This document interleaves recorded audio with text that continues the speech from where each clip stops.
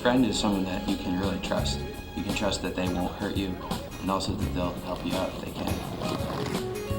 We get together and we'll say things at exactly the same time in exactly the same tone of voice. It's kind of scary sometimes. A friend, to me, is someone who knows you inside and out. The advantage of having good friends who are spiritually minded is you both are working towards the same purpose.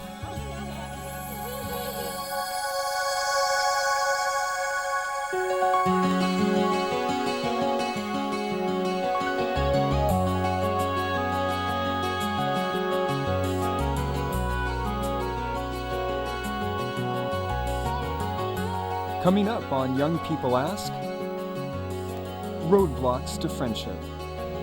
They have their own little groups, and if you're not in that group, then you're not invited either. Young people talk about friendship with God. Well, I definitely think that having a friendship with God is a hard concept to understand. The dangers of making the wrong kind of friends. I got involved in bad association, basically at school. And then, a modern day drama.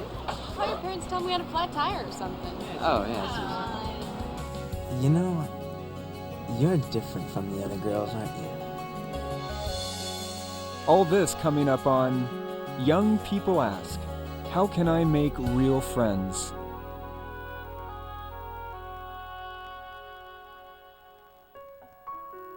There exists a friend sticking closer than a brother. The Bible said that almost 3,000 years ago, and it's still true today. Everybody needs friends. The problem is, making friends is not always easy. Sometimes young people feel that they just don't fit in, even with their Christian brothers. They feel like they're always on the outside, looking in.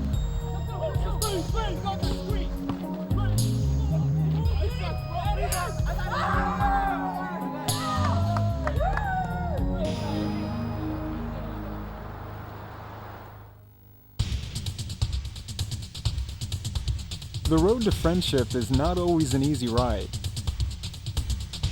Young people in 4 different countries told us of some of the roadblocks they've encountered. The first roadblock? Feeling left out. They have their own little groups, and if you're not in that group, then you're not invited either. If you're not at a certain age, you don't belong. It's like at amusement parks. If you're not a certain height, you can't get on the ride. That's what a lot of young people do to you. Being ignored can affect us a lot.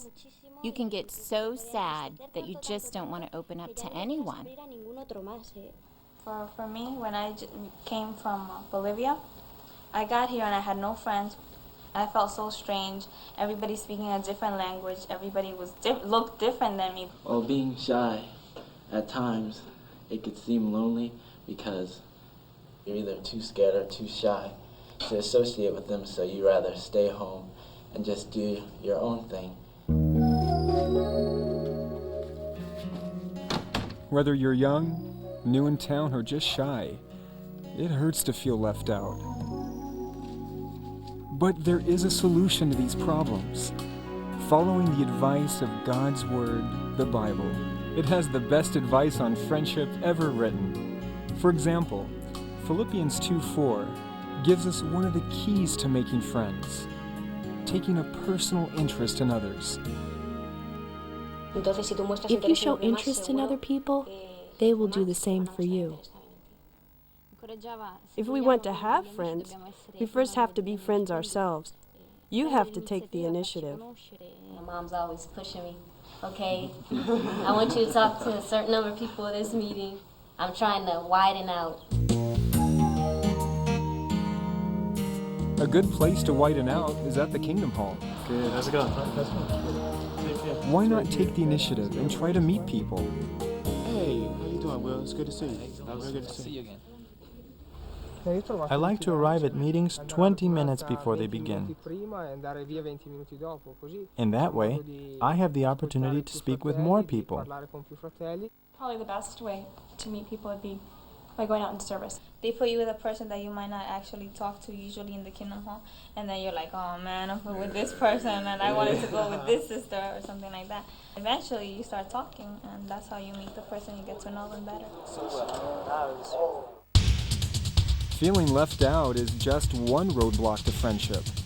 For some young people, another roadblock may be personality. I think somebody who really is out to impress everybody really turns people off because they constantly talk about themselves and don't really listen to what everybody else has to say. The whole conversation is on that person. You wouldn't like to be with a person that's conceited because all the time they're just talking about themselves. I get the impression that once people get to know me, they no longer want to be my friends because I'm very impulsive. Well, I yell a lot. Sometimes we need to make changes in our personality. As the Bible says, we must continue to be readjusted. God can help us to make these changes. I pray to Jehovah for self-control and that I become less impulsive. Each time I pray to Jehovah, I ask him to help me, and I feel things are getting better. If you feel insecure and you want people to like you, one thing to be careful of is not to become too overbearing or neurotic or nervous and try to really force it. The best way to make yourself likable is to be yourself. Don't try to be someone that you're not, because if you try to put on this front or a different person, people are going to see through that. Another way to improve our personality is to learn to communicate. Ecclesiastes 3:7 says, "There's a time to keep quiet and a time to speak." I've been told I talk a lot. So now I'm going to be quiet for the rest of the interview. There's a time for everything. There's a time for everything. And that's something I had to learn. I think knowing how to listen is one of the most important things, right?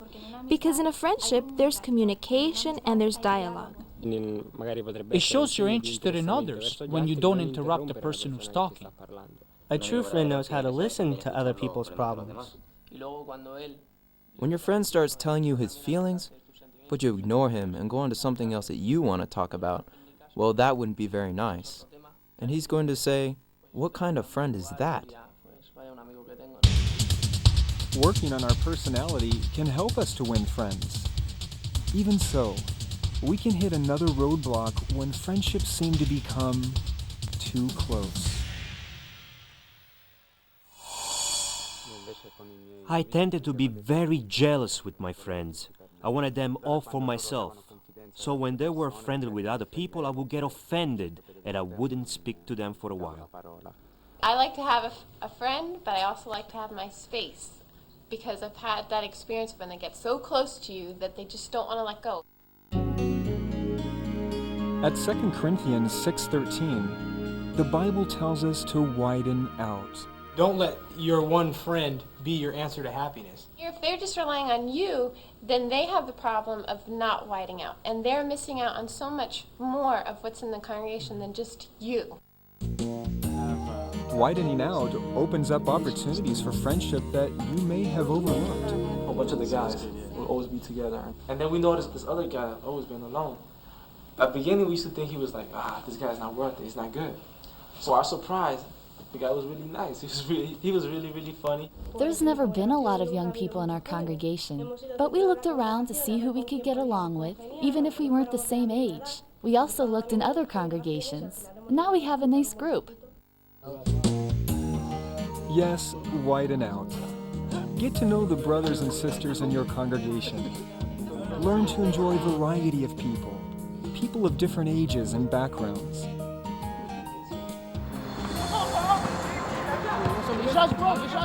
So, take an interest in others. Work on personality flaws.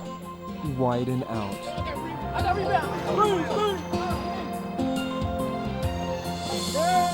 When you follow Bible principles, you'll find that others enjoy being around you, and making friends becomes easier.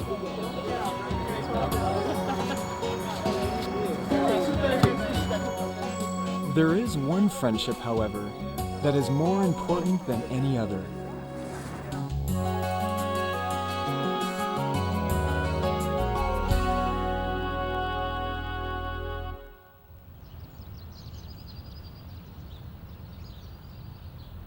when I was younger, I didn't really think of Jehovah that much as a person. Well, I definitely think that having a friendship with God is a hard concept to understand. I like the scripture that says, taste and see that Jehovah is good, because if you want to get to know Jehovah as a friend and develop a relationship with him, you do have to put forth effort, and you have to take the first step, you could say. That you have to see Jehovah as a person and that he's real, and that when you pray, you know that he's hearing you. When I'm all alone, I take advantage of the opportunity to talk to him. I talk to him all the time. There is no greater feeling than having Jehovah as your friend, and it's worth the effort. Friends in your life come and go, but the only person who will never truly leave you is Jehovah. He can be your friend forever if you want him to be. Our family went through some hard times having a single mom. We didn't know where our next meal was coming from. We would be able to pay the rent. And that's I think the biggest thing I've learned in my life is to throw that anxiety upon Jehovah. And he'll take care of you. And every single time, without fail, he's come through for us. My parents weren't in the truth. The only thing I had was Jehovah. So I had developed a real relationship with him. When I think of a friend, I think of somebody you desire to tell your feelings to. You can always tell Jehovah anything. Through the good times and the bad, one way or another, I've seen that he's always helped me to continue. Whenever I have a problem, whenever I'm down, I always know that I can go to him anytime that I want to for anything. I think you kind of go from where it's just saying his name into the microphone as a one-word answer to a point where he's real to you, and he's there, and he's in your everyday life, and you want him there more than anything because he's your friend, and you know that he's the best friend that you could ever have.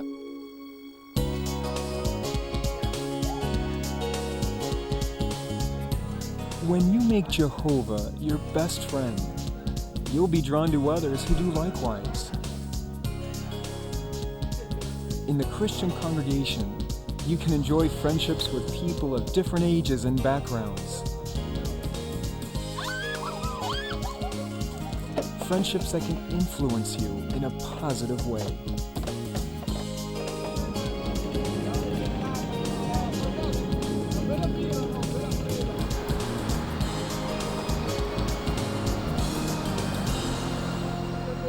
What helped me more than anything else was the help from the other young people in the congregation.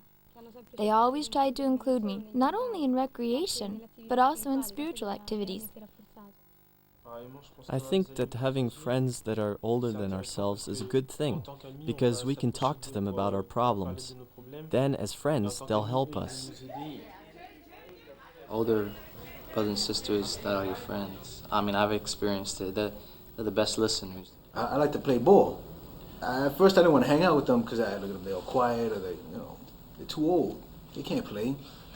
So when they were like, all right, let's go after the meeting and play basketball, I was surprised these guys could play. We beat you.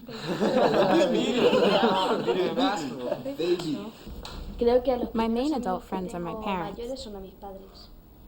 I think they're the ones who can give you the best advice, since they love you more than anyone else. I talk to my mom and dad, and they listen. And I know that sounds very storybookish, like it's out of some story fairy tale, but it's what happened to me.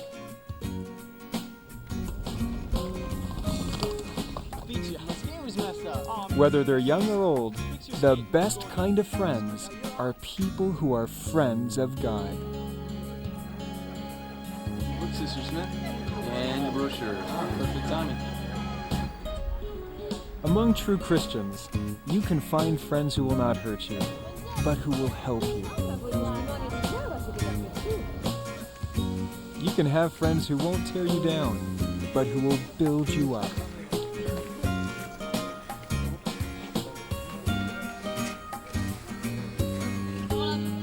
You can have friends you can trust, who are loyal. If you are a friend of God, you will never be without real friends.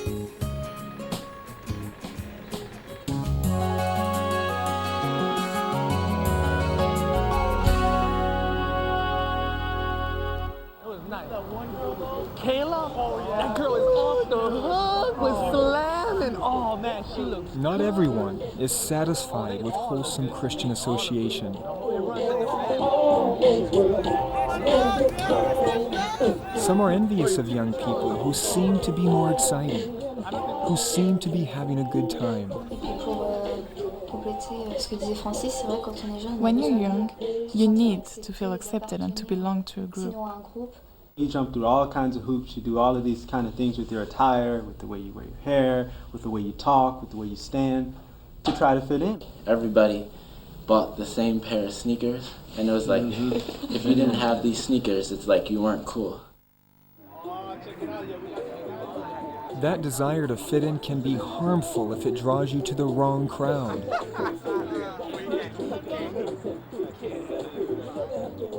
The Bible warns, bad associations spoil useful habits. Bad association would be anybody who doesn't love Jehovah. It's the person who shows by his attitude and his way of doing things that he doesn't follow Jehovah's principles. The Bible's warning against bad association can even apply within the congregation. Some young people in the congregation, like, they'll act one way in the meetings, but as soon as they go out, you know, they start acting a different way. And then you're like, who is this? This isn't the same person that was in the meeting yesterday. Because you can see that there are many young people that are like real rebellious, and you can see right away that they're not good associations. I think you can tell a lot about a person by what he talks about. Does he just talk about having fun? Or does he talk about spiritual things? At the three-point line, I stopped, I shot, it went in. 3 points, nothing but net. That sounds great. You may recognize that certain youth are bad association. Still, it may be hard not to envy them. When you're around these worldly kids and they're all dating and doing the sports thing and you want to be in with what they're doing. There's times when you want to do stuff and then your parents are like, well, they're not good association and stuff, so you wonder, well, if I can't hang out with them, who am I going to hang out with? Living by godly standards will limit your choice of friends.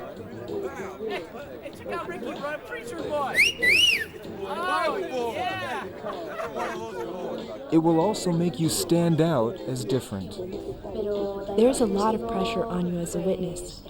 They think you're weird, that you belong to a sect or something strange. The kids hate me. They would spit on me. They hit me on the back in class, so I couldn't listen. Every time I went to school, my heart would be pounding. Faced with such pressures, it may be tempting to hide your Christian beliefs. When I ran into classmates while out in service, they would see that I was dressed up, and they'd ask me what I was doing. But I was afraid to tell them that I was preaching. The desire to be liked, to fit in, to be like everybody else is powerful. So powerful that some even secretly crave association with the wrong crowd.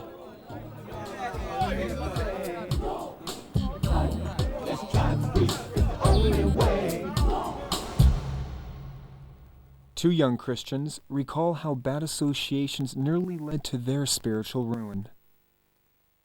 I got involved in bad association basically at school. I sought out people who were those things, like exciting and cool and fun, and witnesses that were leading double lives. Some of them sold drugs, anything from marijuana to crack cocaine. It pretty much started off with drinking. You know, selling drugs was the end thing to do. The guys were going around with beepers. They had money. For some reason, I felt that I could sell but not use. We'd go to some parking lot somewhere and pull out the booze. Basically, it was all done at school. My mother was out service, my dad was working, so they didn't know what I was doing. Oh, definitely. It affects you spiritually.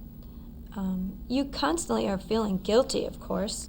I really didn't have any love for Jehovah in my heart. If it was there, I couldn't feel it. I knew what the Bible said as far as any of the other children in the congregation. I could give you the same answers they did. So it wasn't the head knowledge but it just wasn't in my heart. There's only so much you can do for so long, and you're eventually going to get caught. Then my mom, she pleaded with me basically to give Jehovah one more chance. It all came out, so we had lots of elders meetings. So I really made an effort to, try to have a relationship myself with Jehovah. Oh, telling my parents was harder than anything. Because when you're involved in wrongdoing, you think, this is me I'm hurting. I know I'm hurting myself, but I decide to hurt myself. And it doesn't affect anybody else. And then to speak to them and let them know how you've let them down. I've never seen them be so wounded. I changed my association. I started hanging around with, some of the witness kids in the area, and they helped me out a lot. My relatives and my friends and the good examples in the congregation, they helped me to see that you absolutely have to change your association if you want to do good. What I regret most is that I wasted all these years being selfish when I could have been serving Jehovah. My parents, they really had a lot of love for me, but I don't know, in return, I just gave them basically nothing but heartache. And I thought I knew what I could handle and what I couldn't. But Jehovah knows what's going to hurt you and what's not.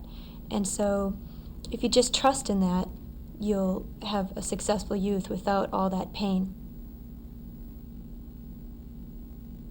Life is just so much better for me.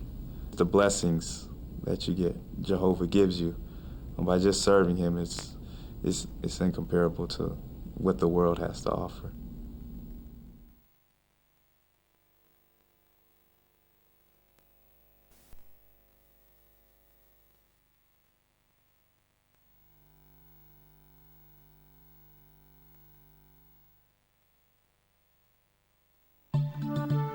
Back in Bible times, a young woman named Dinah got involved with bad associations. What were the consequences? Cast members of a modern-day drama recall the Bible account. Dinah was the daughter of Jacob. She moved along with Jacob's family to a new area. The scriptures say that she used to go out to visit the daughters of the land.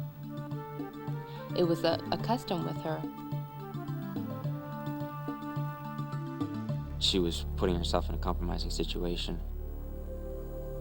At some point, a Canaanite man named Shechem noticed her. He was the most honorable man in his father's house, but he was still not a worshiper of Jehovah. He was handsome. He had his pick of women. But there was something about Dinah that must have attracted him. It had a lot to do with her innocence and her inexperience. She was a virgin. She was not like all these other Canaanite girls. She put herself in a compromising situation. She allowed herself to be alone with Shechem, where he took advantage of the situation. They might have just started talking or, laughing about something, and one thing leads to another. I'm sure it would have been devastating because he forced her to have sex. She got herself into this situation, and that she'd hurt not only her family, her father, her parents, but Jehovah too. Even though the Dinah account is from history, that it still definitely applies today. This kind of situation can definitely happen. I think this drama is going to help a lot of people, kids and adults, to see that what happened to Dinah could happen to any of us if we let it.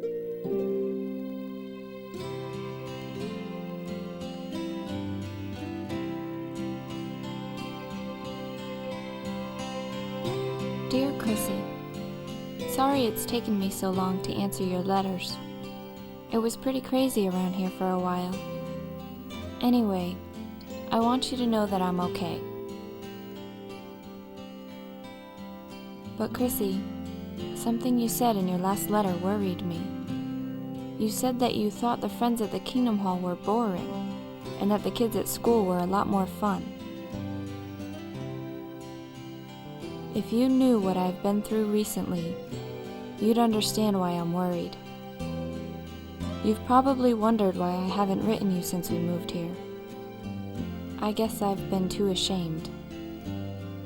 But now I think I need to tell you.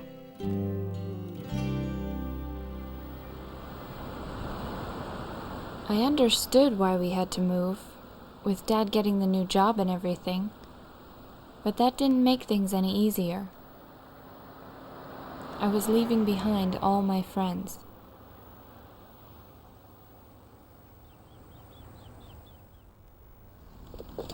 Oh, honey, watch out for your back. Don't worry, I'll be okay. Mom and Dad were so busy with our new home and their new jobs. I didn't want to burden them with how miserable I felt. I started writing poetry again. It seemed to take my mind off my loneliness. At the new congregation, Mom and Dad were eager to make new friends. This is my wife, Julie. I had a major attitude problem. Well, it was nice meeting you, Tara. Yeah, same here. I wonder what was wrong with her. Yeah, I don't know. Hey! You must be Tara. Hi. Hi! I just met your parents. They are so nice. Thanks. Well, anyway, my name is Stacy. Do you mind if I sit up? There was this pioneer sister, Stacy Evans. She tried really hard to be nice. So, I hear you're from Lucinda Falls? Lucinda Falls. Oh, Lucinda Falls, sorry. Pretty small town, huh? It's not that small. Oh, sorry. I That's didn't mean okay. to.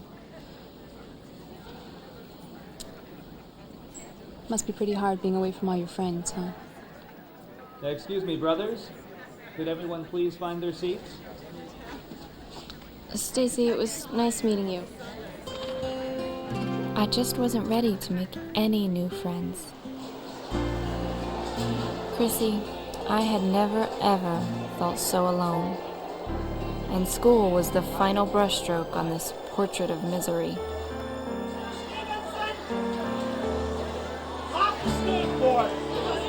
I felt so out of place. It was like I didn't even exist. A few weeks later, though, things seemed to change for the better. It was in Mr. Beckwith's English class. That was so 5 years ago. All right, listen up.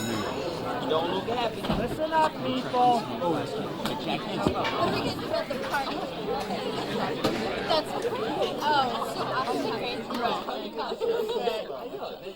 Get other questions. What are we going to do about?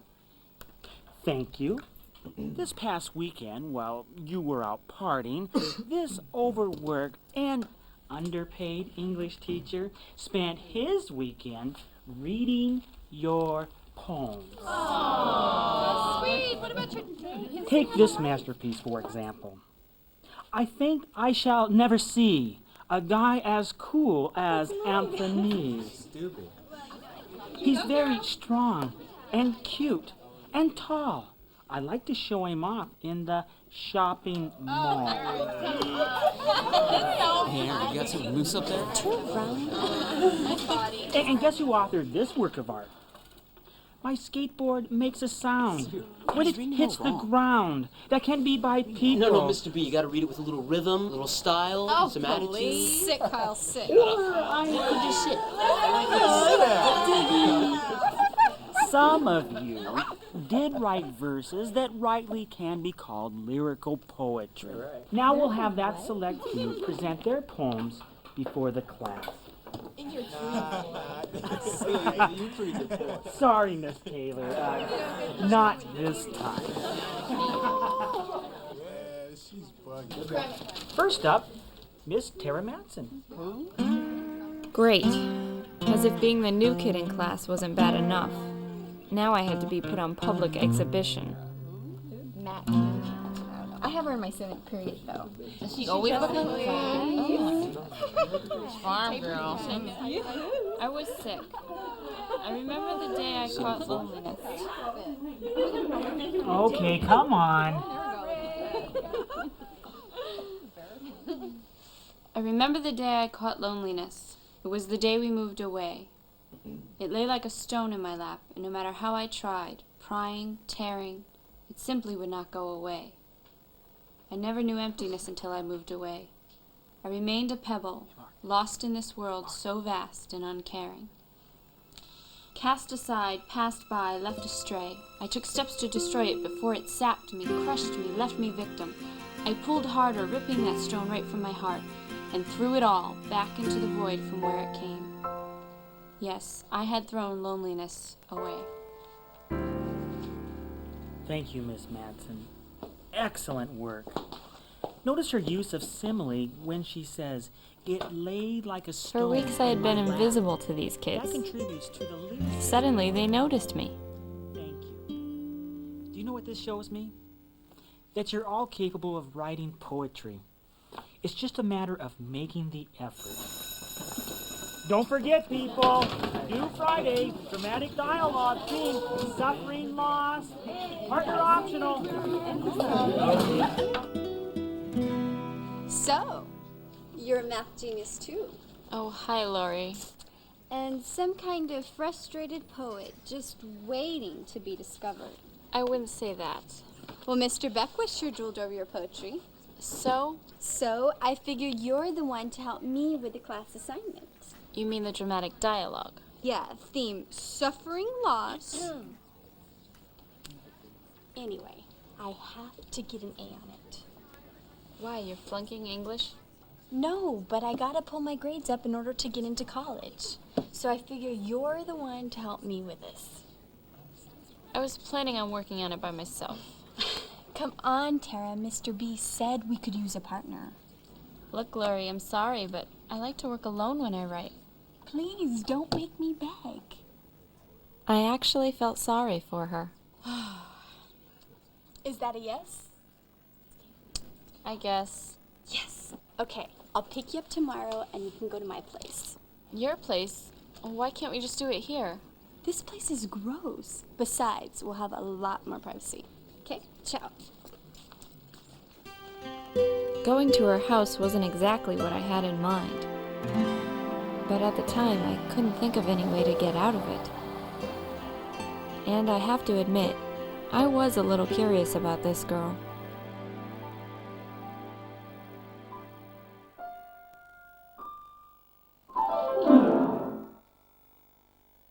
We both had a serious case of writer's block. Beckwith drives me crazy with these assignments. I mean, what does suffering loss mean? Didn't he say it can mean whatever we want it to mean? So we make something up. Like what? Like when your parents make you move away and you lose everything you care about. Tell me about it. What, you too? Hey, I wasn't always the picture of charm and fashion that you see before you today.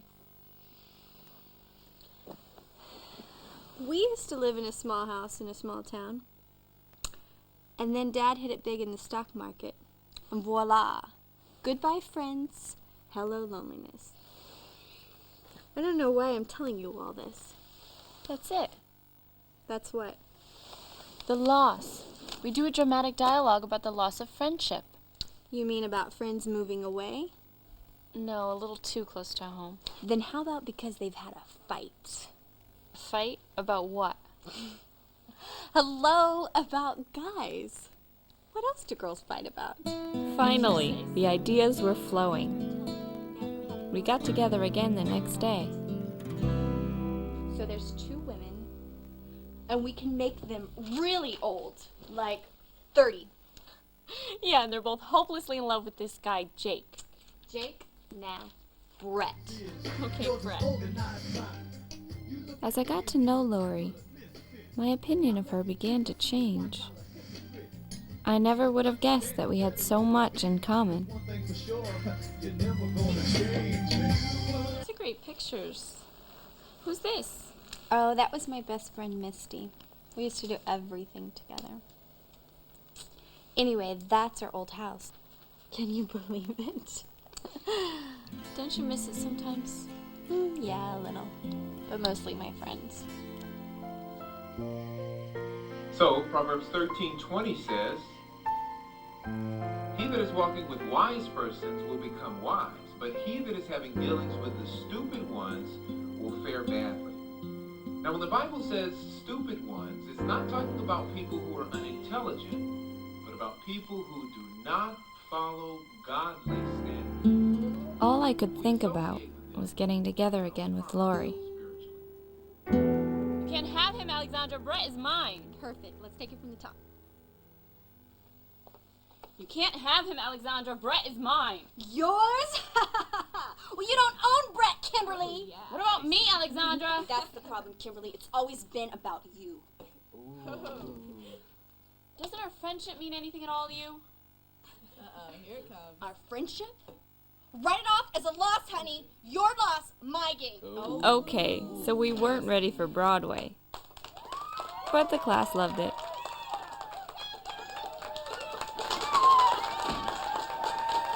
A week ago, I couldn't stand this girl. Suddenly, Lori's friends didn't mind being seen with me. That was so great. You guys should try out musical play. Okay, no, that was just for an A. But you have definitely earned a seat at this table, Tara. Yeah, we had an opening for a literary genius. Erin, please, I'm no genius. Ooh, and so modest.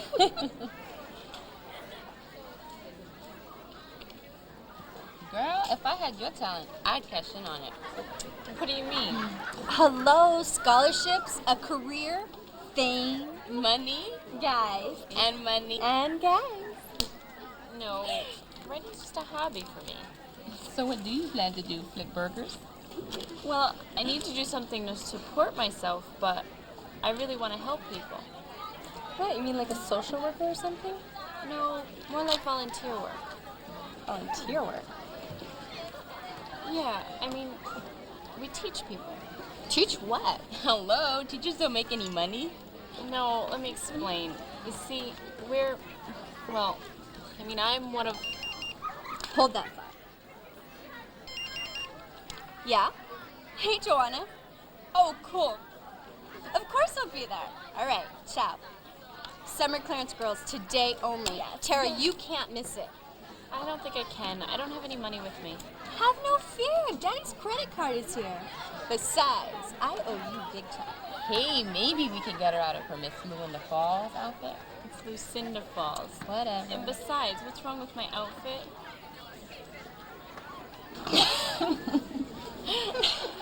Now I was in Lori's circle of friends.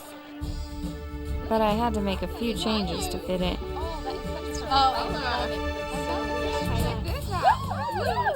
Great. Hey. Wait till Mark sees you. Mark? Hello, Mark in your English class, Mark.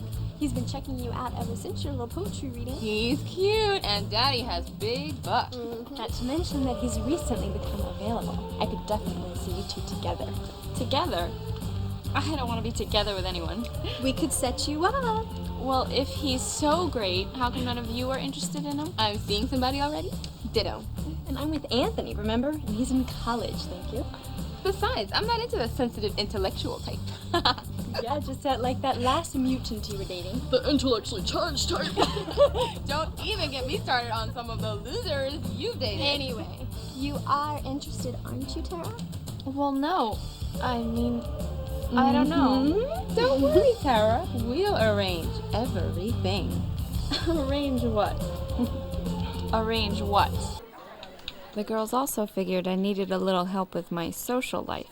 Mark, she's way different from the other girls you've dated. I mean, she's into charity and volunteering and that sort of stuff. She wants to be a social worker or something like that. Oh, hi, Tara. Mark, you are so funny. Hi, Tara. Hey, Tara, we saved a seat just for you. Thanks. You know Mark Chandler, don't you? Yeah, we're in the same English class. And you are the great poet and playwright. Yeah, right. No, I'm serious. You were really great. So, how do you like life near the big city? Well, I haven't actually seen the city yet. Get out. What do you do when you're not at school? Oh. So gross. Yeah, on Meatloaf Day, get the pizza. Yeah, that's Here you go. Isn't he so sweet? Anyway, on weekends, I'm usually with my parents. And Hey, what are you doing Saturday? We could show her around. Play tour guides, why not? Sounds like fun. Let me in. So what do you say? I don't know. I have to be up early on Sunday. We'll start early, we'll get back early. Come on, Tara. Well, I guess so. All right. Hello, City. So we'll meet after lunch, and I'll pick you up at your house. Great. That's okay. I'll just get a ride to Laurie's. I never would have admitted it, but I did think Mark was cute.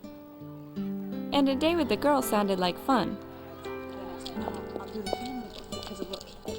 That Saturday morning, I went out in field service with Stacy Evans. But my mind was not on preaching. You want to do the next one? No, that's okay. You could do it. I told Stacy that I was hungry and wanted to stop service early. She insisted on buying me lunch. Okay, here's your salad. Thanks. It'll be a couple minutes on your burger, honey. Thanks.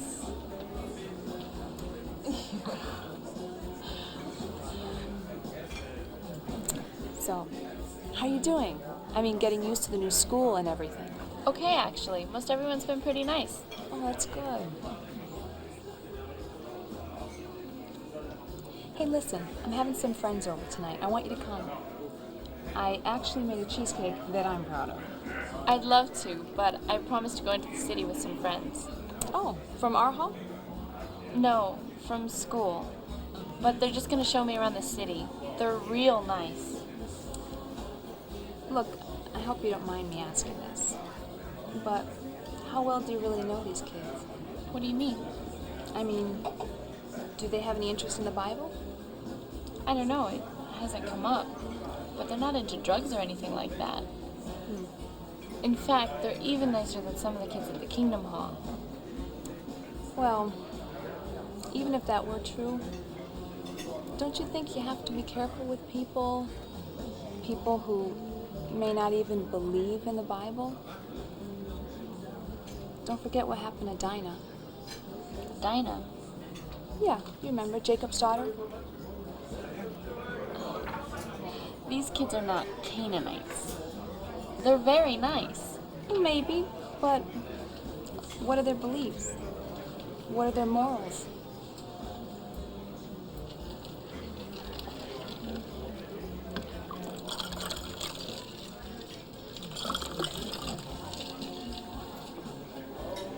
So you're saying that I shouldn't be friendly with anyone in school who isn't a witness?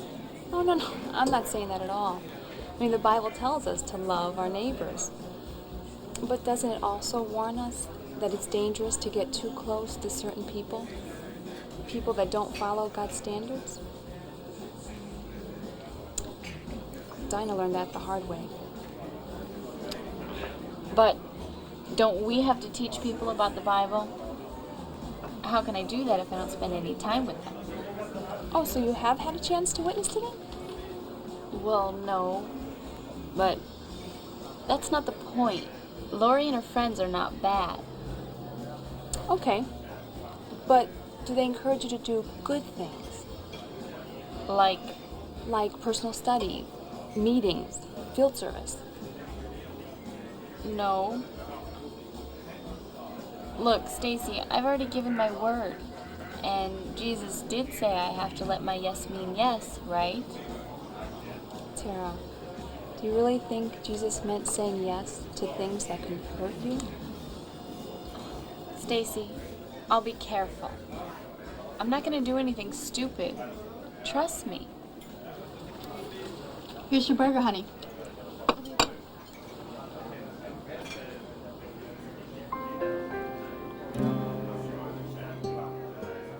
Stacy's words affected me far more than she realized.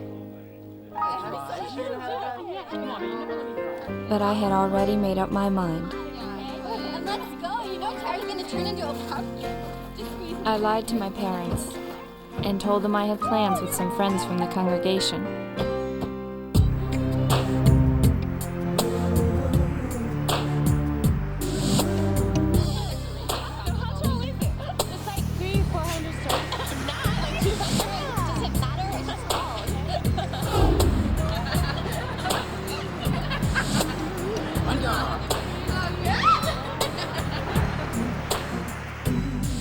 At first, we pretty much stayed together as a group. But soon, Mark and I were talking. I really enjoyed the attention. Oh, I love his stuff. But you know he was stoned when he wrote those poems.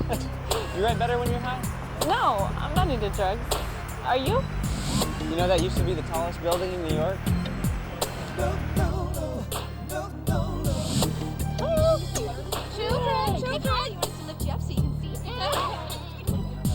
Mark made me feel special. And the more I got to know him, the more I liked him. I wasn't going to let anything spoil this day. Oh, you know, I knew I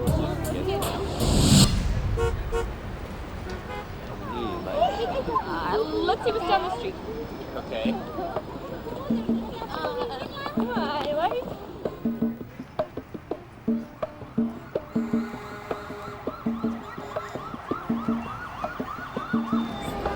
Oh, please. They're pretty good. Not bad.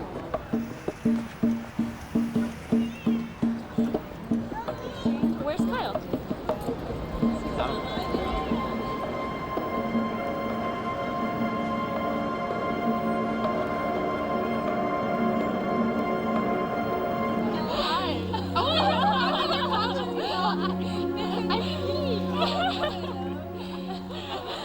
Mark, Lori, everybody, thanks. I really had a great time.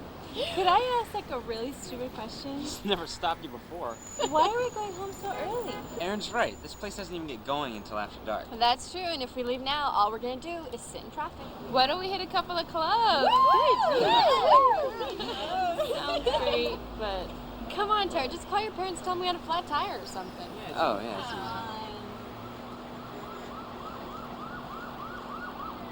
no, I better get home. I want to go home now. People, have no fear. Thanks to me, your evening will not be a total waste. Oh, so you're leaving? Now you know I don't touch that stuff. Stunts your growth. You're lost. Kyle, put it away before we get busted. I hope that's the good stuff. The best. Hey, my parents are gone. Little party at my place. Yeah. Too bad, Tara, you're missing out. Tara, are you okay? Yeah, it's just that. Never mind. Well, we better get Tara back home before she misses her bedtime. To be honest, Chrissy, I probably would have stayed. But it was getting dark, and I knew I'd never get away with coming home that late. Hey, don't forget about that party. Okay, guys. All right, see you later. Bye, Mark. Mark told me he didn't mind taking me home. Oh, Mark, you want to make your next left? Wait, Tara, there's one more place you got to see. Mark, I've got to get home. I'll get you home. Trust me. Mark.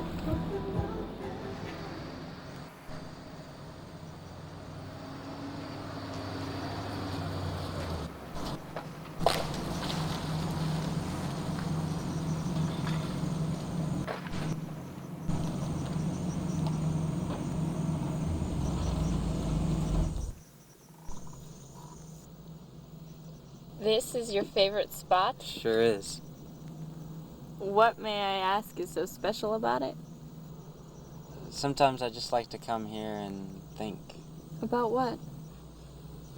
Things. Like how to tell your father you don't want to go to law school and work for the firm. Isn't there good money in it? I don't care about the money. I want to help people. Maybe teach or do volunteer work. You sound like me. Really? Well, yeah. Mark seemed to care about a lot of the things that were important to me. Before I knew it, we had been talking for over an hour. Kyle's flying down the hallway. Beck was just right in front of him. Boom! Kyle and Beck went flat on their backs. Oh no. Kyle spent his entire sophomore year in detention for that one.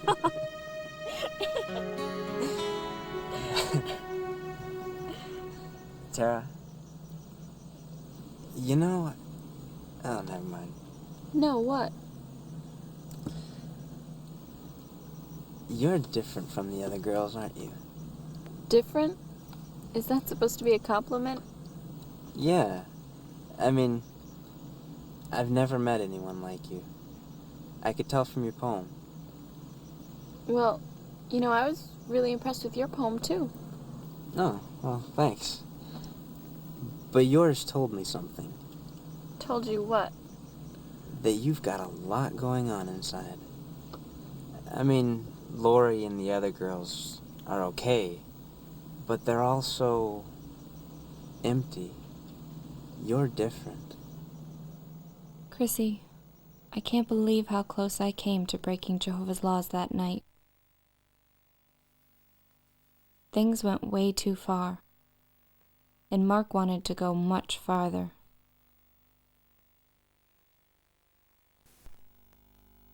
But I couldn't. I kept thinking about how much it would hurt my parents, my friends, and especially Jehovah. Still, it wasn't easy. It took everything I had to stop and to get Mark to take me home. Tara? Mark revealed a side of himself that I hadn't seen before. I just don't get it. Things were going so great. What is it with you? Mark didn't care about me or my feelings. He wanted one thing. Later on, I learned I wasn't the first or the last to be taken to his favorite spot. I gotta go.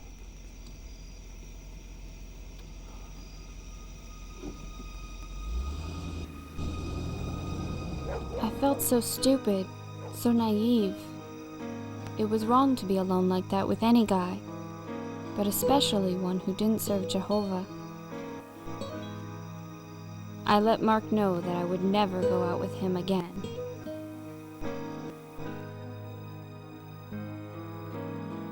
That night I told my parents everything. They were very upset. Are you sure you told us everything? Nothing else happened? No, Dad, I told you. You've been telling us a lot of things. I don't know what to believe anymore. Honey, what were you thinking? Didn't you get it? Why do you think he took you there? Don't you know what he wanted? I can't believe this. After a while, things started to calm down, and they really listened. Tara, it took a lot of courage to tell us all that. Sorry I got so angry. That's okay, Dad. I just wish I came to you and Mom sooner. Maybe this wouldn't have happened. Honey, we're just glad things didn't go any further than they did. I know, but I still feel awful about what did happen. And so do we. We got so wrapped up in our new jobs, the house, that we didn't even see what you were going through. Honey, we're going to do everything that we can to help you get through this. It's been a long day. Let's get some rest and we can talk about this tomorrow.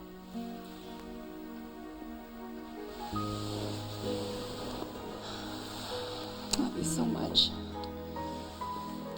My parents, and later the elders, were really there for me.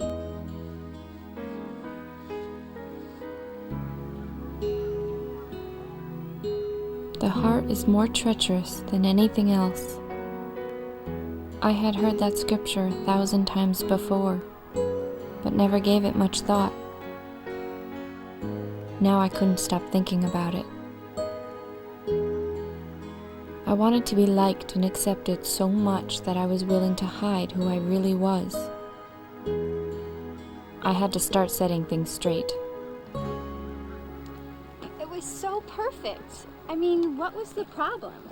I know Mark practices safe sex. Lori couldn't believe that I turned Mark down. It's because... Because of what? Because of what I believe. I don't get it. I mean, it's my religious beliefs, Lori. Look, Tara, I went through a lot of trouble to get you guys together. And now you've suddenly gotten religious? What's up with that? I haven't suddenly gotten religious. This is what I've always believed. I guess I just forgot who I really am and what I care about. Don't you care about Mark? I did, but I shouldn't have gotten involved with him, and I'm definitely not going to do something immoral with him. Who said do something immoral? I have morals. I'm not saying that you don't. Then what are you saying? That I don't believe in having sex before marriage. If it's with somebody that you really care about, what's the big deal? The big deal is that the Bible says it's wrong. Do you have to do every little thing the Bible says? Look, Lori, I should have told you this before. I'm one of Jehovah's Witnesses. You are? Yes, and we take the Bible seriously. It says sex is for two people who are married. You're kidding, right? No, I'm not. Okay, so it didn't work out with you and Mark. But don't forget about the party Friday. Maybe you'll meet somebody else. Somebody who's more like you. No, Lori, I don't think so. Not there. Well, then just come and hang out with us girls. Thanks, but I just wouldn't be comfortable at the party. Okay, so you don't want to date guys, and you don't want to go to parties. Don't you people have any kind of fun? Of course we do. The Bible doesn't condemn fun. I would love to explain my beliefs. Maybe then all this would make more sense to you. I don't know, Tara, it's late. Maybe another time. Telling her all that was not easy, but it was worth it. I think that Lori respected me for it, and it felt good to finally stand up for what I believed. I just wish that I had spoken up earlier. It would have saved me a lot of pain.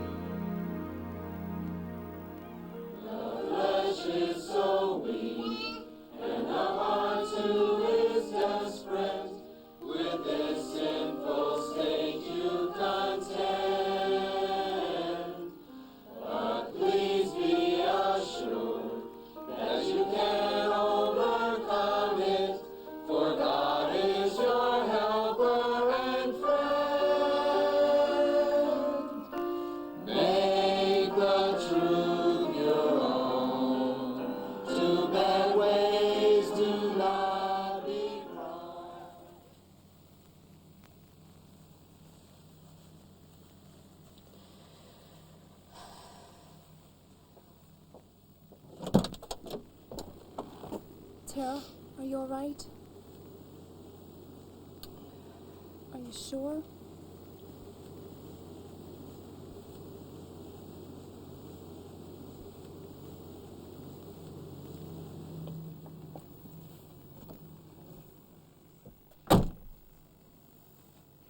You want to talk about it?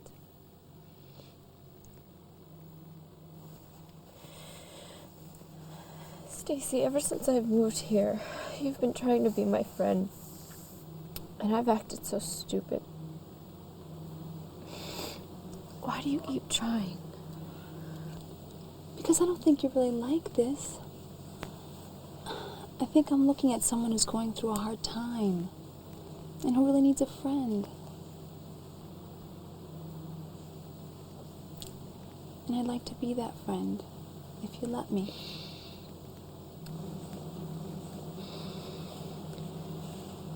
You have been a friend, Stacy. Maybe even more than you know.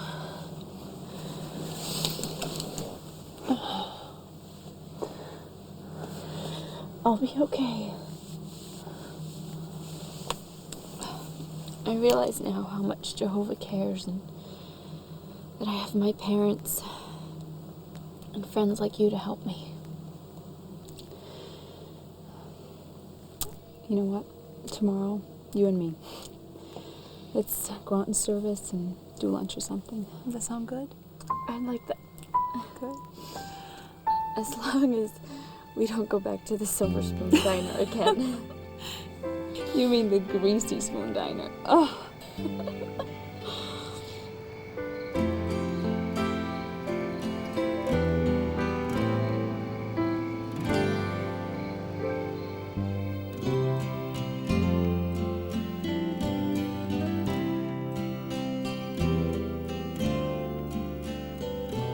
Chrissy, that was months ago, and I'm finally getting over things and feeling much better. I see things a lot differently now. I realize that being in the truth means more than just going to the Kingdom Hall with our parents. That we really do have to make the truth our own. Being with people who want to do the same thing can make a big difference. Perfect timing. I just finished a letter to an old friend. Oh, really? From back home? Yeah. Excellent. Hi, Meg. Hi, Lynette. Hey, thank you. Oh, thank you. So how was service for you this morning? At first, I didn't think I had anything in common with the friends in my congregation. But you know what?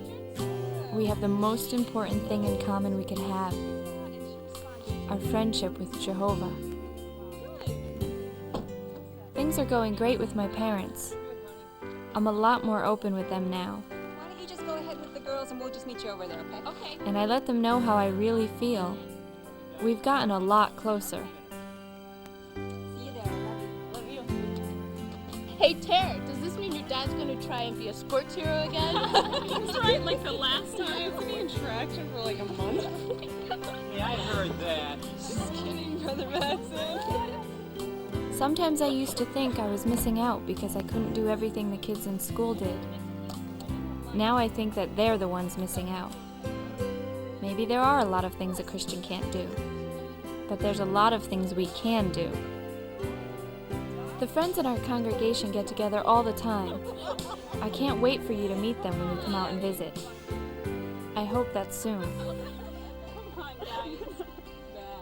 I wish I could go back and do things differently, but I can't change the past. I can only move forward and try to learn from my mistakes. You see, I've learned something very important. Something that I will never forget. Who my real friends are. And Chrissy, I hope that you will always be one of them. Forever. Love, Tara.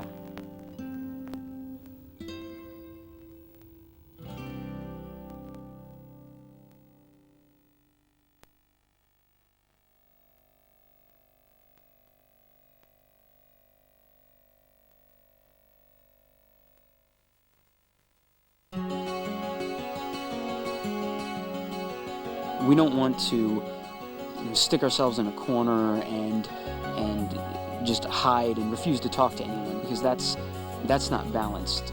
There's nothing wrong with talking to the kids at school. We can be friendly with them because we're obviously going to have some of the same interests. But there's a certain line that we just won't cross. Kids that witness kids, they need to be honest with the kids at school. They need to let them know right away. You bring it up. You tell them what your beliefs are, that you're Jehovah's Witness. They're proud of what they are.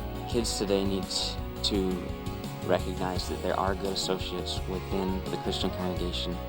They can have a great time and yet still live up to Bible standards and Bible principles.